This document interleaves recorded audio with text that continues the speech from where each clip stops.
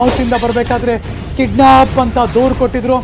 ಇದೇ ಕಾರಣಕ್ಕೆ ಇದೀಗ ಫಾರ್ಮ್ ಹೌಸ್ ಹಾಗೂ ಸುತ್ತಮುತ್ತ ಪರಿಶೀಲನೆ ಮಾಡ್ತಿದ್ದಾರೆ. ಕಿಡ್ನಾಪರ್ಸ್ ಬಿಟ್ಟು ಹೋಗಿದ್ದ ಹೊಸಕೋಟೆಯ ಶಿವನಾಪುರ ಹತ್ರ ಬಿಟ್ಟು ಹೋಗಿದ್ರು ಅವರು. ಶಿವನಾಪುರ ಹಳ್ಳಿ ಹತ್ರ ಕೂಡ ಪೊಲೀಸರು ಎನ್ಕ್ವೈರಿ ಮಾಡ್ತಿದ್ದಾರೆ. ಕಾರು ಪತ್ತೆಯಾದ ಬೆಳ್ಳಂದೂರು ಹತ್ರ ಕೂಡ ಪರಿಶೀಲನೆ ನಡೀತಾ ಇದೆ. 3 ಕಡೆ ಸಿಗಬಹುದಾದ CCTV ಅಫ್ಕೋರ್ಸ್ ಅದೇ 3ನೇ ಕಣ್ಣು ಏನೇನು ಮಾಡ್ತಿದೆ ಅಂತ ನೋಡ್ಬೇಕಲ್ಲ. ಸುಳಿವುಗಳಿಗೆ ಶೋಧ ಕೂಡ ಮಾಡ್ತಿದ್ದಾರೆ. ಎಲ್ಲದ್ರ ಬಗ್ಗೆ ಮತ್ತಷ್ಟು ಮಾಹಿತಿ ಕೊಡೋದಕ್ಕೆ ನನ್ನ ಸಹೋದ್ಯೋಗಿ ಕ್ರೈಮ್ ಬ್ಯೂರೋ ಇಂದ ಗಂಗಾಧರ್ ವಾಗಟ ನೇರ ಸಂಪರ್ಕದಲ್ಲಿ ಜಾಯಿನ್ ಆಗಿದ್ದಾರೆ. Very good morning Gangadhar ವಾಗಟ. ಒಂಥರ ಈ ಫಿಲ್ಮಿ ಸ್ಟೈಲಿಯಲ್ಲಿ ಎಲ್ಲ ನಡೆದಿದೆ, ಇದ್ಯಾರೋ ಪ್ರೀ ಪ್ಲ್ಯಾಂಡ್ ಆಗಿ ಸ್ಕ್ರೀನ್ ಪ್ಲೇ ಬರೆದು ಮಾಡಿದ್ದಾರೆ ಅನ್ನೋ ಥರ ಇದೆ. ಅದರ ಅನುಮಾನಗಳಂತೂ ತುಂಬ ಇದೆ. ನನಗೇನೆ ನೋಡ್ತಿರುವ 6 ಕೋಟಿ ಜನ ಈಗೇನು ನ್ಯೂಸ್ 18 ನೋಡ್ತಿದ್ದಾರೆ ಅವ್ರಿಗೂ ಅನ್ನಿಸ್ತಾ ಇರುತ್ತೆ ಗಂಗಾಧರ್. ಎನ್ಕ್ವೈರಿ ಮಾಡೋದಕ್ಕೆ ಪೊಲೀಸರಿಗೆ ತುಂಬ ಆಯಾಮಗಳಿದೆ ಅಂತ ಅನ್ನಿಸ್ತಾ ಇದೆ. ಏನು ನಡೀತಿದೆ ಈಗ, ಏನು ಪ್ರಕರಣ ಇದು, ಯಾಕೆ ಇಷ್ಟೊಂದು ಡಿಲೇ ಆಯಿತು, ಏನಾಗ್ತಿದೆ ಈಗ?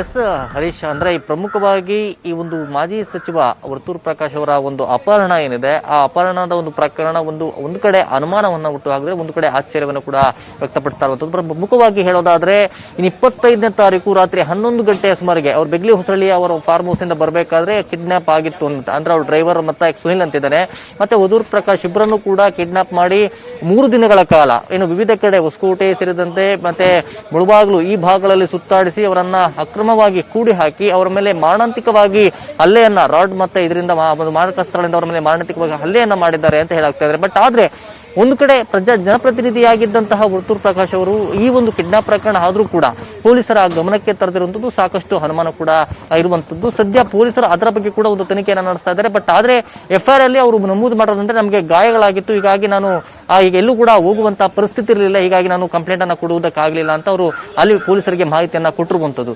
ಸದ್ಯ ಈಗ ಏನು ಸಂಜಯ್ ನಗರದ ಅವರ ನಿವಾಸದಲ್ಲಿ ಈಗ ಏನು ವರ್ತೂರ್ ಪ್ರಕಾಶ್ ಅವರು ಇರುವಂತದ್ದು. ಸದ್ಯ ಈಗ 10 ಗಂಟೆಯ ಬಳಿಕ ಅವರ ಮನೆಯಿಂದ ನಾನೀಗ ಅವರ ಮನೆಯ ದೃಶ್ಯಾವಳಿಯನ್ನ ತೋರಿಸುವಂತ ಪ್ರಯತ್ನವನ್ನ ಮಾಡ್ತೀನಿ ಹರೀಶ್. ಸದ್ಯ ಈಗ ಬೆಳಗ್ಗೆಯಿಂದಲೂ ಕೂಡ ಏನು ವರ್ತೂರ್ ಪ್ರಕಾಶ್ ಅವರು ಅವರ ಕುಟುಂಬಸ್ಥರು ಯಾರು ಸದ್ಯ ಅವರ ಇನ್ನೂ ಹೊರಗಡೆ ಬಂದಿಲ್ಲ. 9 ಗಂಟೆಯ ಬಳಿಕ ಮನೆಯಿಂದ ಹೊರಗೆ ಬಂದಂತ ಸಂದರ್ಭದಲ್ಲಿ ನಂತರ ಇಲ್ಲಿಂದ ನೇರವಾಗಿ ಕೋಲಾರಕ್ಕೆ ಹೋಗ್ತಾನೆ ಅನ್ನೋ ಬಗ್ಗೆ ಮಾಹಿತಿ ಇದೆ. ಕೋಲಾರದಲ್ಲಿ ಅವರ ಫಾರ್ಮ್ ಹೌಸ್ ಏನು ಬೆಗ್ಲಿ ಹೊಸಳ್ಳಿಯ ಒಂದು ಫಾರ್ಮ್ ಹೌಸ್ ಏನಿದೆ, ಆ ಫಾರ್ಮ್ ಹೌಸ್ ಅಲ್ಲಿ ಒಂದು ಪತ್ರಿಕಾಗೋಷ್ಠಿಯನ್ನ ಆಯೋಜನೆ ಮಾಡ್ತಾರೆ. ಆ ಪತ್ರಿಕಾಗೋಷ್ಠಿಯಲ್ಲಿ ಈ ಪ್ರಕರಣದ ಬಗ್ಗೆ ಎಲ್ಲ ಕೂಡ ಹೇಳ್ತಾನೆ ಅನ್ನೋದ್ರ ಬಗ್ಗೆ ಮಾಹಿತಿ ಸಿಕ್ಕಿದೆ. ಬಟ್ ಆದ್ರೆ ಅವರ ಬೆಂಬಲಿಗರು ಕೂಡ ಕೋಲಾರದಲ್ಲಿ ಒಂದು 10 ಗಂಟೆಗೆ ಒಂದು ಅಲ್ಲಿ ಪ್ರೊಟೆಸ್ಟ್ ಅನ್ನ ಮಾಡ್ತಾರೆ ಅನ್ನೋದ್ರ ಬಗ್ಗೆ ಕೂಡ ಮಾಹಿತಿ ಸಿಗ್ತಾ ಇರುವಂತದ್ದು. ಸದ್ಯ ಈಗ ಇನ್ನು ಕೂಡ ಪ್ರೈಮರಿಯಾಗಿ ಅನುಮಾನ ಕಾಡೋದು ಗಂಗಾಧರ್ ವಾಗಟ. ಅಫ್ಕೋರ್ಸ್ ಅವ್ರಿಗೆ ಅವಕಾಶ ಇರಲಿಲ್ಲ, ಅವರು ಹೊರಗೆ ಬಂದು ಕಂಪ್ಲೇಂಟ್ ಕೊಡೋಷ್ಟು ಇರಲಿಲ್ಲ ಅಂತಾನೆ ಇಟ್ಕೊಂಬೋಣ. ತುಂಬ ದಿನ ಆದಮೇಲೆ ಮನೆಯವ್ರು ಕಾಣಿಸ್ತಿಲ್ಲ ಅಂದರೆ ಮನೆಯವ್ರಿಗಾದ್ರೂ ಟೆನ್ಷನ್ ಆಗಬೇಕಾ? ತುಂಬ ದಿನ ನಮ್ಮ ಅಣ್ಣ ಕಾಣಿಸ್ತಿಲ್ಲ ಅಂದರೆ ಅವ್ರ ಕಡೆಯವ್ರಿಗಾದ್ರೂ ಟೆನ್ಷನ್ ಆಗಬೇಕಾ? ಹುಡುಗರಿಗಾದ್ರೂ ಟೆನ್ಷನ್ ಆಗಬೇಕಾ? ಯಾಕೆ ಎಲ್ಲರೂ ಸುಮ್ಮನಿದ್ರು?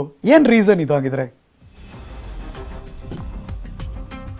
ಎಸ್ ಹರೀಶ್, ಅಂದ್ರೆ ಪ್ರಮುಖವಾಗಿ ಅಂದ್ರೆ 25ನೇ ತಾರೀಕು ರಾತ್ರಿ 11 ಗಂಟೆ ಸುಮಾರಿಗೆ ಈ ಒಂದು ಕಿಡ್ನಾಪ್ ಏನಾಗುತ್ತೆ, ಅನಂತರ ಅವರ ಮನೆಯವರು ಕೂಡ ಒಂದು ಸಂದೇಶವನ್ನ ಬರುತ್ತೆ. ಬಟ್ ಆದ್ರೆ ಯಾರು ಕೂಡ ಸ್ಥಳೀಯ ಪೊಲೀಸರಿಗಾಗಿರ್ಬೋದು ಅಥವಾ ಅವರ ಸಂಬಂಧಿಕರಾಗಿರ್ಬೋದು ಅಥವಾ ಅವರ ಒಂದು ರಾಜಕೀಯ ಮುಖಂಡರಾಗಿರ್ಬೋದು ಯಾರು ಕೂಡ ಪೊಲೀಸರಿಗೆ ಇದುವರೆಗೂ ಮಾಹಿತಿ ನೀಡದಿರುವುದು ಸಾಕಷ್ಟು ಅನುಮಾನ ವ್ಯಕ್ತವಾಗ್ತಾ ಇರುವಂತದ್ದು. ಇಲ್ಲಿ ನೋಡೋದಾದ್ರೆ ವರ್ತೂರ್ ಪ್ರಕಾಶ್ ಅವರಿಗೆ ಒಂದು ಹಣಕಾಸಿನ ವ್ಯವಹಾರಿಕ ನಂಟಿನ ಒಂದು ಆರೋಪದ ಹಿನ್ನೆಲೆಯಲ್ಲಿ ಅವರನ್ನ ಕಿಡ್ನಾಪ್ ಮಾಡಲಾಗಿದೆ ಅಂತ ಒಂದು ಆರೋಪ ಈಗ ಕೇಳಿ ಬರ್ತಾ ಇದೆ. ಯಾಕಂದ್ರೆ ಅವ್ರಿಗೆ ಅಂದ್ರೆ ಅವರು ಒಂದು ಹಣಕಾಸಿನ ವ್ಯವಹಾರದ ಹಿನ್ನೆಲೆಯಲ್ಲಿ ಸುಮಾರು ಕೋಟ್ಯಾಂತರ ರೂಪಾಯಿ ವ್ಯವಹಾರಗಳನ್ನ ಮಾಡ್ಕೊಂಡಿದ್ರು. ಬಟ್ ಆದ್ರೆ ಆ ಹಣವನ್ನ ಹಿಂತಿರುಗಿಸಿದ ಹಿನ್ನೆಲೆಯಲ್ಲಿ ಈ ರೀತಿ ಕಿಡ್ನಾಪ್ ಗಳನ್ನ ಮಾಡಲಾಗಿದೆ ಅಂತ ಒಂದು ಆರೋಪ ಇದೆ. ಬಟ್ ಆದ್ರೆ ಪ್ರಮುಖವಾಗಿ ಈಗ 3 ಟೀಮ್ಗಳನ್ನ ಈಗ ಸದ್ಯ ಮಾಡ್ಕೊಂಡಿರುವಂತ ಪೊಲೀಸರು ಏನು ಬೆಳ್ಳಂದೂರಿನ ಇನ್ಸ್ಪೆಕ್ಟರ್ ಈಗ ಇರ್ಬೋದು 3 ತಂಡಗಳನ್ನ ಮಾಡ್ಕೊಂಡು ಅಂದ್ರೆ 3 ಒಂದು ಆಯಾಮಗಳಲ್ಲಿ ಒಂದು ತನಿಖೆಯನ್ನ ಸದ್ಯ ನಡೆಸ್ತಾ ಇದ್ದಾರೆ.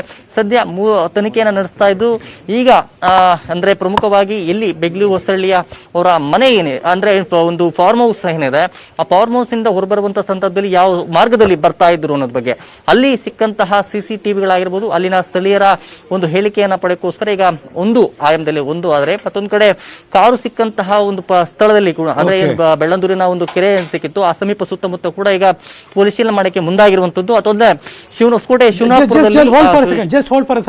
ಇದೀಗ ಮಗದೊಂದು ಬ್ರೇಕಿಂಗ್ ನ್ಯೂಸ್ ಕೂಡ ತೋರಿಸ್ಬಿಡ್ತೀನಿ. ಅಪಹರಣಕಾರರಿಗೆ 48 ಲಕ್ಷ ಕೊಟ್ಟಿದ್ದಾರೆ ಅನ್ನೋ ಸುದ್ದಿ ಇದೆ.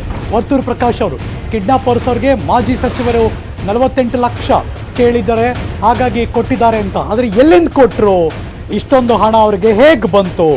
ವರ್ತೂರ್ ಪ್ರಕಾಶ್ ಅವರ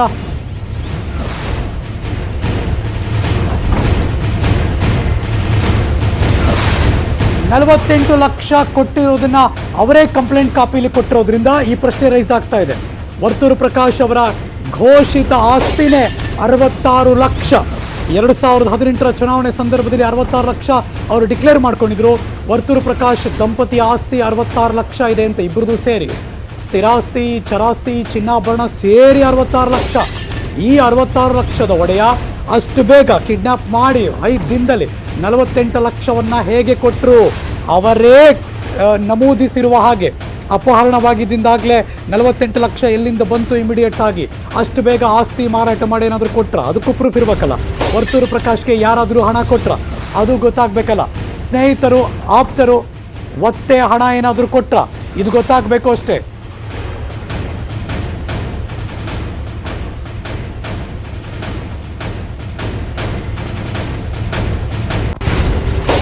ಇದನ್ನ ಅಫಿಡವಿಟ್ ಕಾಪಿಯನ್ನ ನಾವು ಇಟ್ಕೊಂಡೇ ನಿಮಗೆ ಎಕ್ಸ್ಕ್ಲೂಸಿವ್ ಬ್ರೇಕಿಂಗ್ ಅನ್ನ ನಾವು ತೋರಿಸ್ತಾ ಇರೋದು.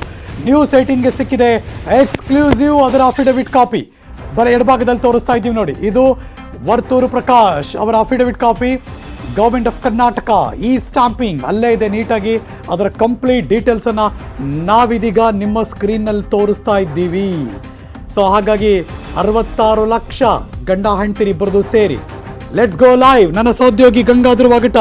ಗಂಗಾಧರ್, ಅನುಮಾನಗಳು ಒಂದೆರಡಲ್ಲ. ಕಾರ್ ಆಕ್ಸಿಡೆಂಟ್ ಆದಾಗ ಅಥವಾ ಕಾರ್ ಎಲ್ಲೋ ಬಿದ್ದಿದೆ ಅನ್ನೋದ್ರಿಂದ ಹಿಡಿದು ಅಲ್ಲಿಂದ ಶುರುವಾಗಿ ಇವ್ರ ಕಿಡ್ನಾಪ್ಗೆ ಒಳಪಟ್ಟು ವಾಪಸ್ ಬರೋ ತನಕ ಇವ್ರ ಅಫಿಡವಿಟ್ ಕಾಪಿ ಕೂಡ ತೋರಿಸ್ತಾ ಇದ್ದೀವಿ. ಆ ದುಡ್ಡು, ಈಗ ಕೊಟ್ಟಿರೋ ದೊಡ್ಡ ಪ್ರಮಾಣದ ದುಡ್ಡು ಎಲ್ಲ ಹೇಗೆ ನಡೀತಿದೆ, ಏನು ಎನ್ಕ್ವೈರಿ ಆಗ್ತಿದೆ, ಎಲ್ಲ ಎಂಬುದಲ್ಲೂ ಎನ್ಕ್ವೈರಿ ಆಗ್ಬೇಕು ಇವತ್ತು. ಎಸ್ ಹರೀಶ್, ಅಂದ್ರೆ ಪ್ರಮುಖವಾಗಿ ಸಾಕಷ್ಟು ಅನುಮಾನ ಈಗ ವ್ಯಕ್ತವಾಗ್ತಾ ಇರುವಂತದ್ದು. ಅಂದ್ರೆ ಅವತ್ತು ಏನು ಕಿಡ್ನಾಪ್ ಆಗಿತ್ತು, ಕಿಡ್ನಾಪ್ ಮಾಡಿದಂತಹ ಒಂದು ದುಷ್ಕರ್ಮಿಗಳ ತಂಡ, ಕಿಡ್ನಾಪರ್ಸ್ ತಂಡ 30 ಕೋಟಿಗೆ ಬೇಡಿಕೆಯನ್ನು ಇಟ್ಟಿದ್ರು. ಆ ಸಂದರ್ಭದಲ್ಲಿ ಆ ಒಂದು 2 ದಿನಗಳ ಕಾಲ, ಅಂದ್ರೆ ಅವತ್ತು ಮಾರನೇ ದಿನ 26ನೇ ತಾರೀಕು ಇವರಿಗೆ ಮಾರಣಾಂತಿಕವಾಗಿ ಹಲ್ಲೆಯನ್ನ ಮಾಡ್ತಾರೆ. ಬಟ್ ಆದ್ರೆ ಅವತ್ತು ಅನಿವಾರ್ಯವಾಗಿ ಅವರ ಸ್ನೇಹಿತರನ್ನ ಕರೆಸ್ಕೊಂಡು, ಫೋನ್ ಮೂಲಕ ಕರೆಸ್ಕೊಂಡು, ಏನು ನಯಾಜ್ ಎಂಬಾತನ ಮೂಲಕ ಏನು ಕೋಲಾರದ ಒಂದು ಕಾಫಿ ಡೇಯಲ್ಲಿ ಒಂದು 48 ಲಕ್ಷ ಹಣವನ್ನ ಅವರಿಗೆ ಏನು ಕಿಡ್ನಾಪರ್ಸ್ ತಂಡಕ್ಕೆ ಕೊಡಿಸಿದ್ರು ಅನ್ನೋದ್ರ ಬಗ್ಗೆ ಕೂಡ ಮಾಹಿತಿ ಸಿಗ್ತಾ ಇರುವಂತದ್ದು. ಬಟ್ ಆದ್ರೆ 48 ಲಕ್ಷನ ಒಂದೇ ದಿನದಲ್ಲಿ ಹೇಗೆ ಒಂದು ವ್ಯವಸ್ಥೆಯನ್ನ ಮಾಡಿದ್ರು ಅನ್ನೋದು ಕೂಡ ಸಾಕಷ್ಟು ಅನುಮಾನ ವ್ಯಕ್ತಪಡ್ತಾರೆ. ಪೊಲೀಸರ ಗಮನಕ್ಕೆ ತರದೆ ಇಷ್ಟೊಂದು ಕಿಡ್ನಾಪರ್ಸ್. ಎಸ್ ಹರೀಶ್, ಅಂದ್ರೆ ನಯಾಜ್ ಯಾರು ಮತ್ತೆ ಈ ಒಂದು ಕರೆಗಳು ಈಗ ಸದ್ಯ ಪೊಲೀಸರು ಕೂಡ ಈಗ ಮತ್ತೆ ವರ್ತೂರ್ ಪ್ರಕಾಶನನ್ನ ವಿಚಾರಣೆ ನಡೆಸುವಂತ ಸಾಧ್ಯತೆ ಇದೆ. ಯಾಕಂದ್ರೆ ಆ ಕಿಡ್ನಾಪರ್ಸ್ ನಂಬರ್ ಇಂದ ಆ ಒಂದು ನಯಾಜ್ ಏನು ಈ ವರ್ತೂರ್ ಪ್ರಕಾಶ್ ಅವರ ಸ್ನೇಹಿತ ಅಂತ ಹೇಳಿಕೊಳ್ಳುವಂತ ನಯಾಜ್ ಅವರನ್ನು ಕೂಡ ವಿಚಾರಣೆ ನಡೆಸುವಂತ ಸಾಧ್ಯತೆ ಇದೆ. ಯಾಕಂದ್ರೆ ನೇರವಾಗಿ ವರ್ತೂರ್ ಪ್ರಕಾಶ್ ನಯಾಜ್ ಮೂಲಕ ಒಂದು ಫೋನ್ ಅನ್ನ ಮಾಡ್ತಾರೆ. ಆ ನಂತರ 48 ಲಕ್ಷ ಹಣವನ್ನ ಆ ಒಂದು ಕಾಫಿ ಡೇಯಲ್ಲಿ ಆ ಒಂದು ಅಲ್ಲಿ ಸೇರಿ ನಂತರ ಅಲ್ಲಿ ಹಣವನ್ನ ಕಿಡ್ನಾಪರ್ಸ್ ತಂಡಕ್ಕೆ ಕೊಡುವಂತದ್ದು. ಬಟ್ ಅದೆಲ್ಲ ಕೂಡ ಬಹಳ ವ್ಯವಸ್ಥಿತವಾಗಿ ಸಿನಿಮಾ ಸ್ಟೈಲ್ ಅಲ್ಲಿ ಆಗಿರುವಂತದ್ದು. ಯಾಕಂದ್ರೆ ಯಾರಿಗೂ ಕೂಡ ಅನುಮಾನ ಬರದ ರೀತಿಯಲ್ಲಿ ಒಂದು ಕೋಡ್ ವರ್ಡ್ಗಳನ್ನ ಬಳಕೆ ಮಾಡಿಕೊಂಡು ಕಾಫಿ ಡೇಯಲ್ಲಿ ಹಣವನ್ನ ಇಟ್ಟು ಆತ ಯಾರಿಗೂ ಸಿಗದೆ ಅವರೇ ಹಣ ಕೊಟ್ಟಿದ್ದೀವಿ ಅಂತ ಹೇಳಿದ್ಮೇಲೆ ಆ ಹಣಕ್ಕೆ ದಾಖಲೆ ಬೇಕು, ಪ್ಲಸ್ ಹೇಗೆ ಅರೇಂಜ್ ಮಾಡಿದ್ರು ಅಂತ ಬೇಕು.